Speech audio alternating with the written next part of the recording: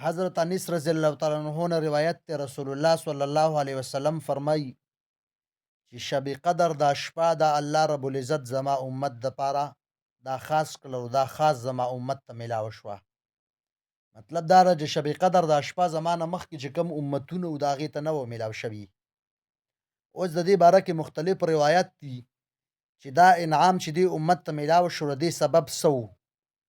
نو بعضو روایتو کې دا دي چې نبی له صلوات والسلام یو پیرا د مخکینی امتونو د یو کس تذکره وکړه چې هغه زر میاشتو پورې د الله تعالی په لار کې جهاد کړی وو. نو چې کله صحابه کرامو دا واورېدل چې زر میاشتې دي د الله تعالی په لار کې جهاد کړی وو، نو د هغوی په زړونو کې خواهش راغی.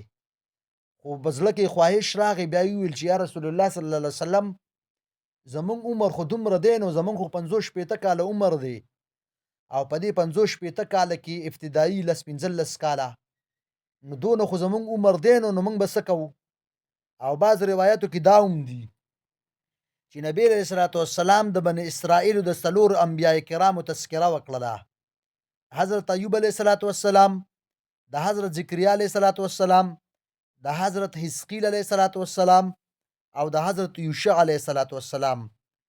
نبی علیه الصلاة والسلام د دې انبیای کرامو تذکره وکړل چې دوی 80 کالو پورې د الله تعالی عبادت کړی دی او 80 کالو کې دوی د الله تعالی په عبادت کې مشغول وو. په دې 80 کالو کې دوی معمولی غونډه کې شرک او بدعت او نافرمانی نه ده کړې. 80 کاله صرف خالص عبادت دوی د الله تعالی د رضا لپاره کړی. نو صحابه کرام چې کله دا واورېدلو نو په زړه کې خواهش پیدا شو او دا تمنا یې وکړه چې یا رسول الله صلی الله علیه وسلم زمونږ عمر خو دومره شته نو که بالفرض 80 کاله د یو انسان زندگی وي نو خامخا ابتدایي 10-15 کاله دا دې کې انسان نه پوهېږي، نابالغه وي، نو دومره خو څوک نشي کولی چې 80 کاله هغوی د الله تعالی عبادت وکړي. په زړه کې خواهش راغی. نو الله رب العزت دا آیات را نازل کو چې لیلة القدر خیر من 1000 شهر، چې لیلة القدر دا شپه دا بهتر ده د 1000 میاشتو نه. مطلب دا دی که په لیلة القدر په میاشت کې لیلة القدر په شپه کې رسول الله صلی الله علیه وسلم فرمایل چې لیلة القدر خیر من 1000 شهر، چې لیلة القدر دا شپه دا بهتر ده دو 1000 میاشتو نه. مطلب دا دی چې که لیلة القدر په شپه باندې چا عبادت وکړو دا عبادت د الله تعالی په نزد باندې د 1000 میاشتو برابر دی.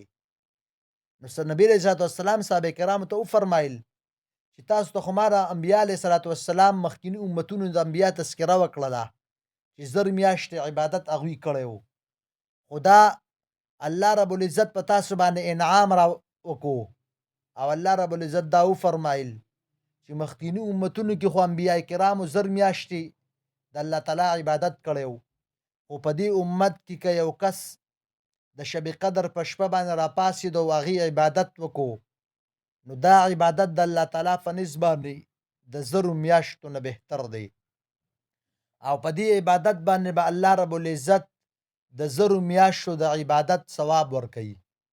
1000 میاشتې عبادت دا 4 کاله عبادت دا جوړیږي.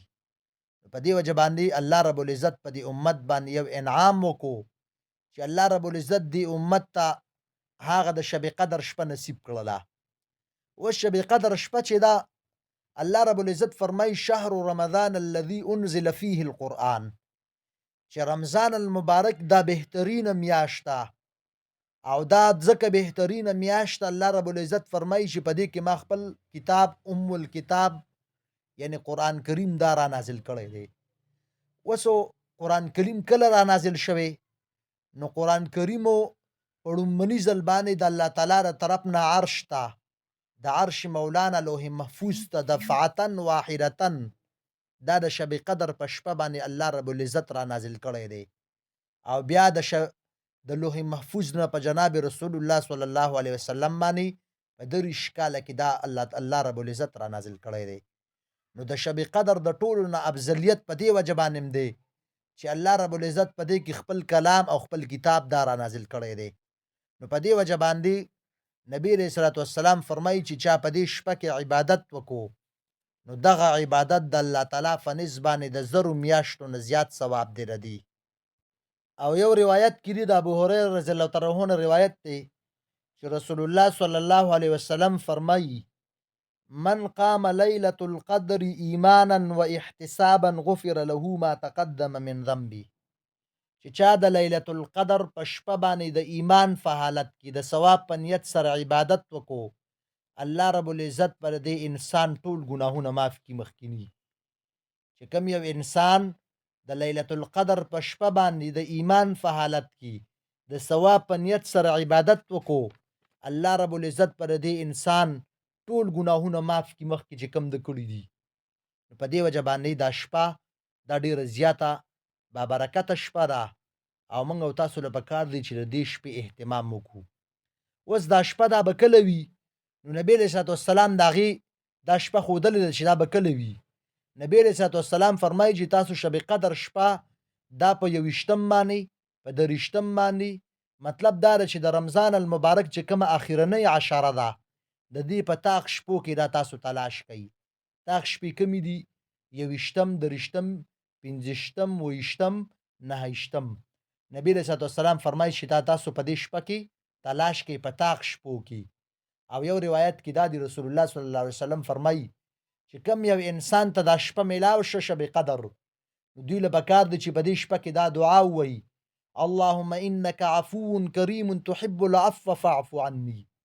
چې کم یو انسان شب قدر شپه وموندله نو هغې له پکار دی چې په دې شپه کې دا دعا ووایي اللهم انك عفو کریم تحب العفو فاعف عني. اوس د دغه شپې نشانات دا څه دي؟ نبی علیه صلات والسلام فرمایي چې په دغه شپه کې ستوري دا به د عام روټین نه زیاته رڼا کوي. ستوري دا به یو قسم له چمک ویو او رڼاګانې چې دا به ډېرې زیاتې وي.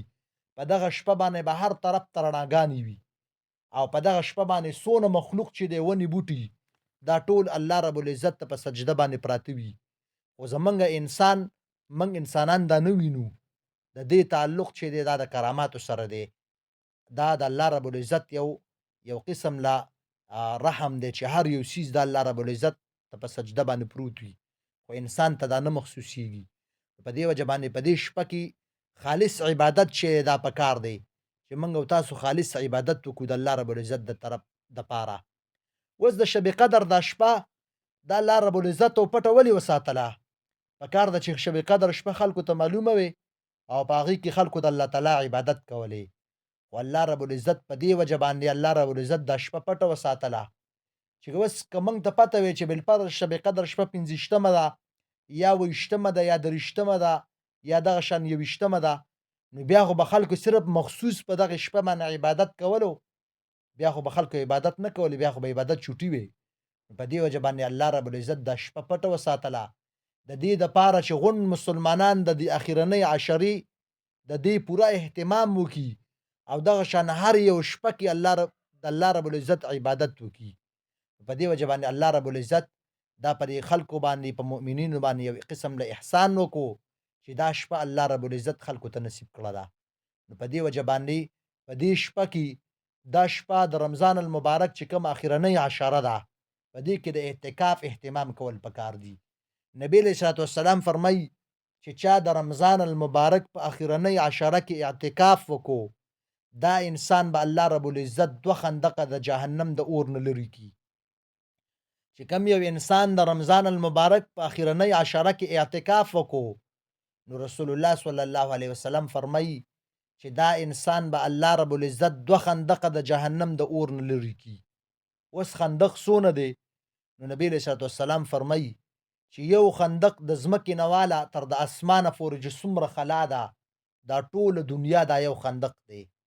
مطلب دا دی چې چا اعتکاف وکړو او د الله تعالی د رضا دپاره یې وکړو نو الله رب العزت به دا انسان یو خندق د جهنم د اور نه لرې کړي. الله رب العزت به دا انسان 2 خندقه د جهنم د اور نه لرې کړي. اوس اعتکاف چې دی اعتکاف په 3 قسمه باندې دی. یو سنت اعتکاف دی چې کوم رسول الله صلی الله علیه وسلم په رمضان المبارک په اخرنۍ عشره کې کړی دی. نو دغه سنت اعتکاف نبی علیه صلات والسلام به په هر کال کې دا کولو. دویم نمبر سنت اعتکاف چې دی دا مستحب دی. مستحب اعتکاف دی ته وایي لکه یو سړی جومات ته راغی او دی جومات ته ورنوځي، اوس جومات ته چې دی ورنوځي د اعتکاف نیت وکړو. او سنت اعتکاف چې دی دا خو 10 ورځې دی او مستحب او نوافل اعتکاف چې دی دپاره ټیم مقرر نه دی، دا ورځ هم کیدی شي او دغه شان ګنټه هم کیدی شي. او دریم نمبر چې کوم اعتکاف دی هغه واجب اعتکاف دی. واجب اعتکاف دی ته وایي چې یو سړي په خپل ځان باندې اعتکاف واجب کو. لکه بالفرض یو کس نظر ومنو چې که زما پلانکې کار وشو نو زه به د الله تعالی د رضا دپاره اعتکاف کوم. اوس دا اعتکاف د په ځان باندې لازم او واجب کو. اوس په دا اعتکاف دی خامخه کوي ځکه نظر یې منلی دی. اوس دې ځکه دا خبره یاد ساتئ چې کوم د اعتکاف دا 2 قسمونه دي، سنت اعتکاف او واجب اعتکاف. د دې دپاره روژه شرط ده. مطلب دا دی چې دا دواړه اعتکافونه دا په جومات کې کوي او روژه به دې سره شرط وي. که سړی به دا اعتکاف دا په جومات کې کوي او دې سره به روژه خامخه نیسي. او هر چې دا دریم قسم دی د اعتکاف، نفل اعتکاف، نفلی اعتکاف، نو دا خو چونکې ګنټه هم کیدی شي ورځ هم کیدی شي، نو دې سره روژه چې دا شرط نه ده. الله رب العزت دې موږ له په رمضان المبارک د دې اخرنۍ عشره کې د صحیح عبادت کولو توفیق راکړي او الله رب العزت دې زموږ د ټولو مسلمانانو د شب قدر دا شپه نصیب کړي او الله رب العزت دې زموږ د ټولو مسلمانانو روژې په خپل دربار کې قبول او منظور کړي. او رمضان المبارک 2 عشره ده او دا د اور نه د نجات عشره ده. نبی علیه الصلاة والسلام فرمایي چې الله رب العزت په دې کې مسلمانان د جهنم د اور نه خلاصوي. نو 2 عشره چې دا د اور نه د نجات ده، نو په دې کې د دې دعا ډېر زیات اهتمام کوئ چې اللهم اجرني من النار، اللهم اجرني من النار، اللهم اجرني من النار.